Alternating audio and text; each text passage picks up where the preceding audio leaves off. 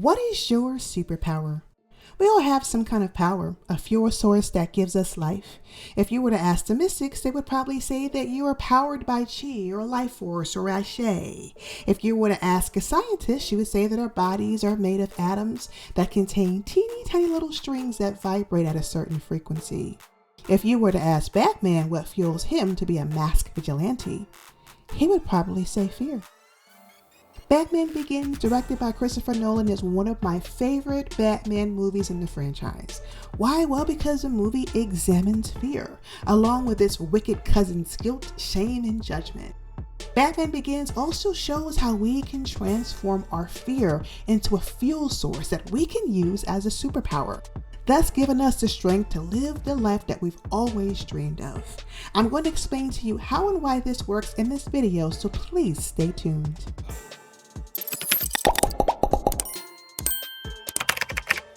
So it all starts with a young Bruce Wayne. He seems to be a happy lad, growing up in a big mansion in Gotham City. He appears to be loved, especially by his father and doting butler. However, things take a turn for the worse when Bruce Wayne falls down a well. He is attacked by a flock of angry birds known as bats. Young Bruce is rescued by his father, yet a phobia of bats has already taken root. The young Bruce Wayne is even triggered while just watching play actors perform, and of course is forced to leave the theater early. While exiting, the family runs into some trouble, serious trouble. A man with a gun shoots Bruce Wayne's parents in cold blood. Bereaved and orphaned, Bruce is not only suffering from his phobia of bats, but also from the feelings of guilt. He confronts notorious gangsters like Carmine Falcone, but is further humiliated and belittled. Now, I wouldn't have a second's hesitation in blowing your head off right here and right now in front of him. Now, that's power you can't buy. That's the power of fear. He even feels compelled to seek revenge on the criminal who took his parents' lives. After this, Bruce decides that he wants to travel the world and realizes that his turmoil is not just rooted in pain from grief, but also from fear. He joins the League of Shadows, and for the first time, Bruce seems to have a sense of community and brotherhood. Tell us, Mr. Wayne.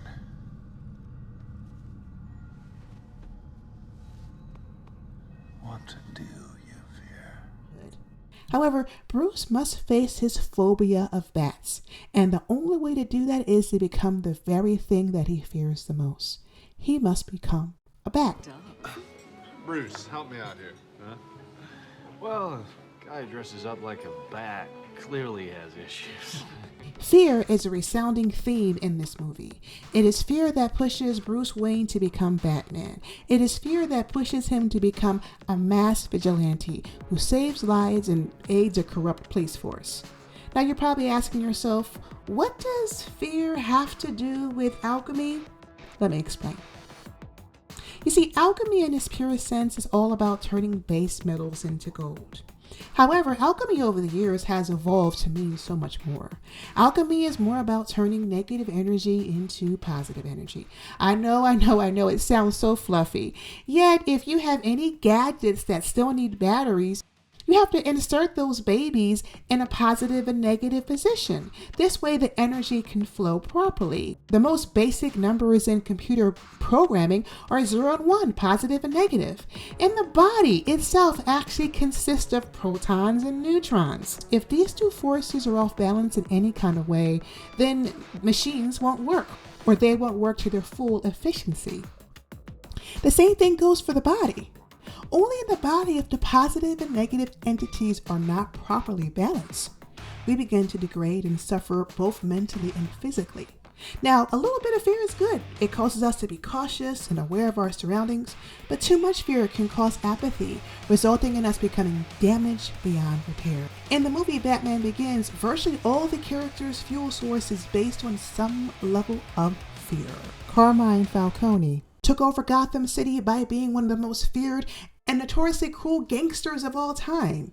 He had the police force wrapped around his finger, and virtually all the people in Gotham City were basically running scared. He was untouchable. Up until the Scarecrow appeared. After all, how do you scare a fearless man? The Scarecrow gave Carmine Falcone's own medicine by dosing him with this magical dust, causing him to spiral into a state of insanity. I'm probably not very frightening to a guy like you, but these crazies, I can't stand it. The magical fairy dust wasn't just for Carmine Falcone, also for all the residents of Gotham City. You see, the League of Shadows had contaminated the water supply with the intentions of throwing Gotham City off balance, to the point of its own ruin, of course. Fear, when not properly addressed, can devolve into not only mental illnesses, but also illusions. For example, racism derives from deeply rooted fears of self-preservation. Classism and homophobia pretty much work the same way. In short, fear creates the illusion that a certain group or sector is an imminent threat to our own existence and success. And to give Christoher Nolan some credit, there are a lot of empires that fail because of this. There are also dozens of revolutions that have not only changed the power structure of the social elite, but the entire country as well.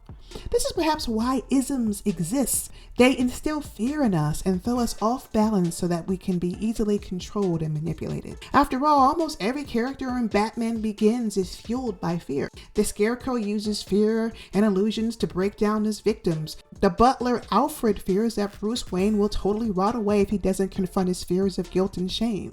And Batman himself is afraid that if he can't save Gotham City from dying, then he himself is doomed. The League of Shadows moves in. Their goal is to restore balance. The only problem is Gotham City is far too corrupt to be saved. Rats burned London to the ground. Every time a civilization reaches the pinnacle of its decadence, we return to restore the balance. Gotham isn't beyond saving. Instead, these shadowy beings view Gotham City as a wildfire that must be vanquished before it destroys everything in its way. Only Bruce Wayne believes that Gotham can be saved. After all, there are still good people living in the city who deserve to live. Then Bruce Wayne has to do something that is incredibly difficult. He has to fight against the only family he's ever known. Why do we force?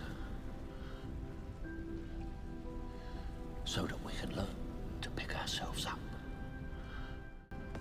And confront the one man who showed him truth and purpose. When faced with this fear of losing the only real family he had, he could have let it cripple him, paralyzing him to a point of self-destruction. Yet he used this fear as a fuel source, igniting his passion and desire to save Gotham City, and of course, himself. And that's what fear is, my friends. It is a source of power that can be alchemized into courage. Yet that fear can sometimes feel so strong that it's debilitating. But if we work through that fear, we can alchemize it and use it as a superpower. This was another video essay by the Modern Mystic.